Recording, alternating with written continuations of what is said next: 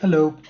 In today's demo, I would like to show you how service assurance is achieved in NetFusion. We will consider a customer from stock trade complaining that their application between Rome and Madrid is not working. And then we will see different questions that the operations team are trying to answer to find the problem and which applications in NetFusion they use for that purpose. So let's start from the NetFusion UI. And let's go to the service assurance application here. And we will go to the stock trade VPN, which is a layer 3 VPN, any to any. And let's start by looking at the endpoints. And you see that all the endpoints are up, operationally and administratively, in particular Madrid and Rome. Let's go to the service management application, which allows you to create VPNs, but also understand the structure, and look at the stock VPN stock trade VPN, and look at the underlay path for that VPN. In particular, look at the first underlay path, which is an LSP between Rome and Madrid. So first, from the application itself, you can see that this VPN is operationally up, and let's go now to the LSP itself in the 3D of NetFusion. So you can see that LSP starting from Rome, taking a detour and getting to, from Madrid, taking a detour and getting to Rome.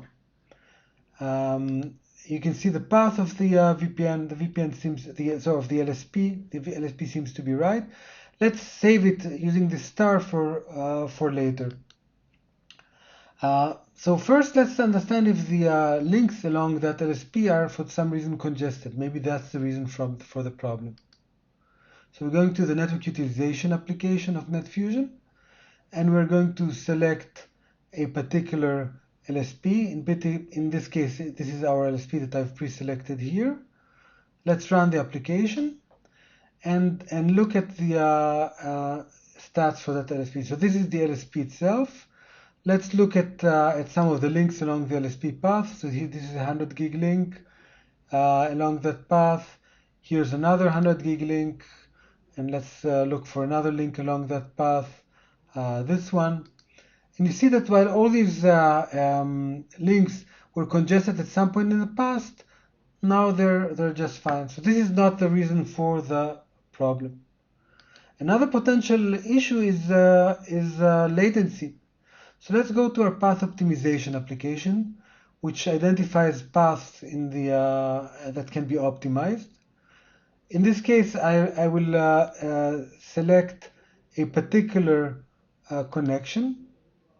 The connection in this case will be the one that I've selected earlier in the star, this particular LSP.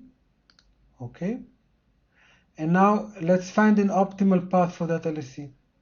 And you see that this LSP is indeed suboptimal. That's why I chose in the application. And if we look at the details, we see that it currently goes through many routers, and it's got a latency of 18 milliseconds. The best possible route would be a shorter route. However, it goes through a red link, a link that's failed, and therefore it's not selected.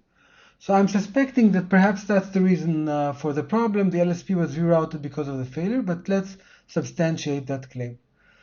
So by clicking this link, I can see more details, and then particularly I can go to the link itself. Let's go to this IGP link itself.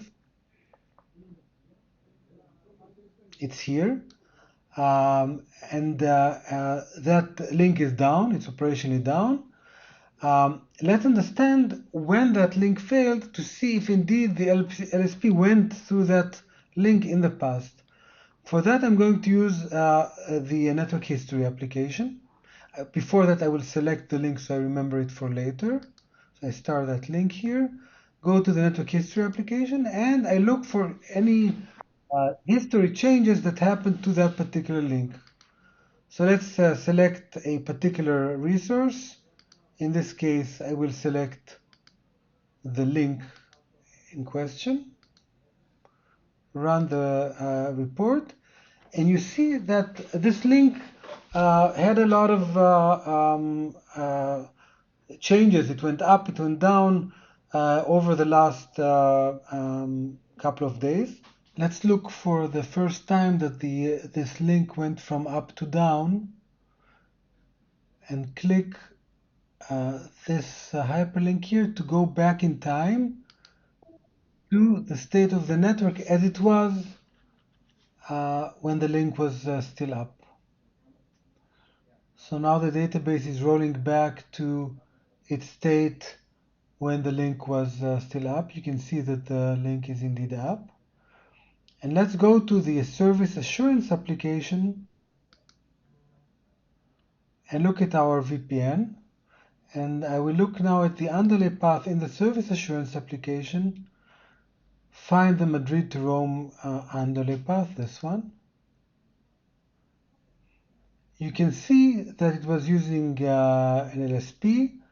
You can see the path of the LSP here, but you can also see visually on the map that this LSP was indeed going over a short path from Madrid through Barcelona, through Milano to Rome, and indeed that was a shorter path.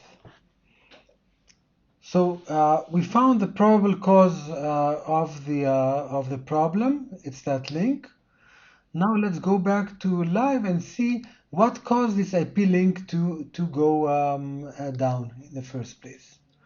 So now I'm looking at the current state of the network. Let's go to the root cause analysis application and look at different root causes that can explain the problem. And you see that one of the links that one of the root causes that are currently identified is an OMS link between Marseille and Milan, this link here. This looks very much like our link. And let's look at the IGP links that are affected by this root cause. And in fact, I see this link that caused the LSP to be rerouted. So the conclusion is that this OMS link here is the root cause for the IGP link to go down, and therefore the root cause for the LSP to be rerouted and for the added latency that explains why the customer is complaining. This completes the demo. Thank you very much.